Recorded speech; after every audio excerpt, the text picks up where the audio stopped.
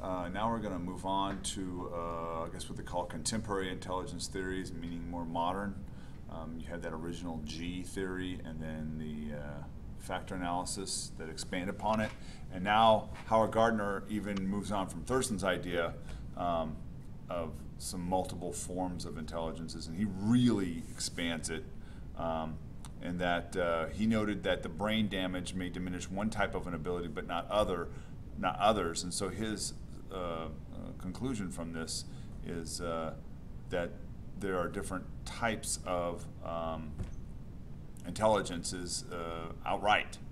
For instance, down here you can see that he says we have 8 of them, I think. And then he says talk about one being a 9th one, existential intelligence. Okay, the ability to think about the question of life and death in existence. But you can see here he has 1 through 8: linguistic, being able to use language; logical, mathematical, obviously Albert Einstein would be there; musical, spatial, bodily, kinesthetic, intrapersonal, interpersonal, and then naturalist. So he's saying there's all these different intelligences out there that, you know, just because you're low, the one that we tend to go after a lot in school, in his mind, would be the linguistic and logical, mathematical. That does not mean that there aren't other intelligences, according to Howard Gardner. Please remember, this is his theory, okay? And I've always, I mean, I can tell you my personal belief, I've always kind of bought into it a little bit more, that, you know, that's why I just don't like the idea of what we do today in school, and that some kids, you know, just don't fit the mold perfectly, and they have other talents that the academic rigor of high school or even college, they don't really, they can't demonstrate it. How can you show how brilliant you are, you know, intrapersonally or interpersonally in the sense that, you know, in school? It doesn't work that way, you know. Nobody, apparently, the system makes you feel like nobody cares, but it's absolutely wrong. So just keep that in mind. Then we move on to Robert Sternberg. And he agrees with Gardner, but he just kind of broke it down into 3 different intelligences: analytical, creative, and practical. And pretty self-explanatory there when you read it. You know, another way of looking at it, okay? Know who he is. Great chart here. Make sure you understand this chart. It's in your book, comparing all the different theories of intelligence. Now we're going to move on to emotional intelligence. This is, again, a more modern thinking of intelligence. It's the ability to perceive and understand and use emotions. Test of emotional intelligence measures overall emotional intelligence and its 4 components. So you can actually go into a Barnes & Noble today, and there's little booklets. I'm in there all the time just flipping through them, but you can take little tests. Let's expand upon this a little bit. Well, the thing I've heard many times in the past is, you know, your IQ will get you a job, your EQ will get you a career. And I'm not, it's kind of oversimplifying things. We don't live in a vacuum. I don't care how brilliant you are. You could have a very high IQ, and let's say, like I said before, it's predominantly math-based, let's say. You know, you've got your, you know, a Sheldon Cooper on Big Bang Theory. He can only do so much in his world with his theories alone, okay? As you can see, he's not well liked usually by most of the, there's jokes that go in there, but by and large, he's so difficult. He has almost, it feels like no emotional intelligence. He doesn't read people well at all, and he doesn't care. And he's actually one of the few people in the world that is in a kind of job where he can get away with being like that, okay? Because he's coming up with theories. A lot of times he's spent in his office alone thinking about things. You can get away with that. 99% of the jobs in the world, you have to work with people. And if you can't be civil, if you can't be somehow cordial with other people so that they want to help you and thus you help them, you can see these are the people who don't do well in careers. They tend to move a lot, or their careers always seem to be stunted. And unfortunately, it's the truth. And someone has put this together into an actual theory that emotional intelligence matters. And again, we don't even talk about EQ, is what it's called, that much in the lower educational levels. It's all about IQ and all this academic success. But EQ is huge. It's absolutely necessary. It's learning to maneuver the political system of any given environment. And you may not like it. You may not like saying, I don't like the politics of this or that. Life is politics. And some of us are better at it than others, okay? So here's the 4 subsections, the components: perceive emotion, recognize in people's faces, music, stories, being able to understand someone's having a bad day, okay? So understand emotion, predict emotions, how they change and blend, okay? Seeing how people work together. Maybe you're a boss and you see 2 people that have different personalities and you go, probably not the best 2 to put together if I want to have a successful, I don't know, project here, okay? Maybe you find 2 that you should put together. Managing emotion, express emotions in different situations. Some people are very good at that, so others aren't. And then using emotions to adapt or to be creative. So these are all things that you can relate to, I'm sure, as far as in your life. You've probably had many examples in social settings where you can see how these has become important.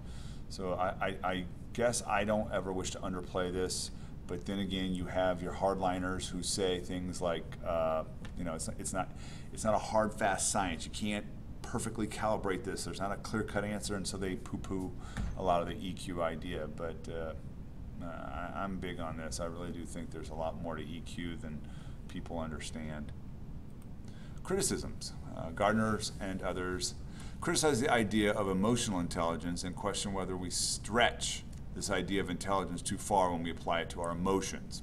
Not unreasonable. It's definitely, how far can we try to quantify, label things about the human state when it's just too gray at this point. It never fails, though. Someone's always trying to quantify things, so you kind of got to roll with it for what it is. But emotional intelligence is definitely something that is not going away. All right, now we're looking at intelligence and creativity. All right, creativity is the ability to produce ideas that are both novel or new and valuable. Okay, it correlates somewhat with intelligence. So the idea being, they say somewhere around the your creativity increases as you get towards 120 IQ points, but beyond that, they say the correlation really starts to fade off. It doesn't seem to the higher your IQ, the more creative you are. It seems to be a whole different area of the brain and doesn't strongly correlate at that point with IQ. There are 5 things that will really help you be more creative. Your expertise. So the more you know a subject, the more you can be creative in it. Obviously, I guess at this point I've been doing teaching for a long time, 15 years, and probably people would say my expertise in it allows me to be creative. And I guess you could say I'm always looking for new ways to present information. The fact that I'm flipping the classroom and you're watching this video is I guess, a creative pursuit of mine. I wanted to try something different. Okay. Imaginative thinking, the ability to see things in new ways. It's just the way you look at problems. Some people always see the same thing over and over again. Other people see, a new idea. That's why you're always able to sell stuff on eBay. What is junk to you, somebody else sees use in. Okay. A venturesome personality. You seek new experiences rather than following the pack. Somebody who says, sort of keeps saying, I've been there, done that, been there, done that. And so they want to try something new. They're not, even though they know what they've learned would be beneficial to keep doing it a certain way, they're not interested in that, maybe in the sense of a financial reward. They want to say, thank you very much, I want to move on. So entrepreneurs, you could say, in this mind, they know that if they held on to their business that's becoming successful, they would have an income that's fairly secure because they've worked hard, they've built this business.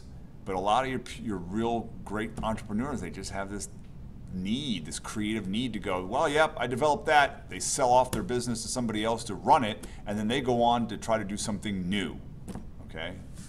Intrinsic motivation, of course, you have to have a desire to constantly keep looking. You have to keep pushing yourself, and some people don't want to do that. They just want to, roll with what they know. And then a creative environment. You have to have the area around you be willing to do that. There's certain jobs you could be in where they squash that, and I'm definitely not in that type of field. They're always asking us to be more and more creative with how we deliver information. So the fact that they just want us to try new stuff in education, it makes you feel like you should try. Okay. Is intelligence neurologically measurable? Recent studies indicate some correlation between brain size and intelligence. As brain size decreases with age, scores on verbal intelligence tests also decrease. So we're in this world where we're being better able to look into the mind, and there's a slight, well, like they say, there's some correlation with head size. That doesn't mean somebody who's 7 feet tall and has a bigger head than you is necessarily going to be smarter. That's obviously not the case. Not everybody who's humongous is brilliant. I guess your greatest minds would have been your biggest people, which is not really always the case. And then of course you have the idea that I guess our brains decrease in size with age, and so scores on verbal intelligence tests also decrease. So there you go, you have some evidence showing that your brain size does matter. And studies of the brain function show that people who score high on intelligence tests perceive stimuli faster, retrieve information from memory quicker, and show faster brain response times. So this is little examples in your book. And basically what they're saying is there is some correlation here with how fast you think and your IQ, okay? And that would make sense. Your ability to take a look at this picture and boom, boom, and how fast can you organize that stuff in your brain, it matters if you're trying to evaluate an IQ. And just something worth noting that there are some correlations here. Again, it's not so clear-cut that you can't even argue over it. There are a lot of arguing points here that say, great, but what about people who aren't that fast at thinking? Are they somehow less intelligent? Not necessarily. They just can't do one little thing as well as another person. Doesn't mean that they are any less capable of learning. Okay. All right, this is the end of this video. This is video 2. I just want you to know I am wearing a blue shirt, and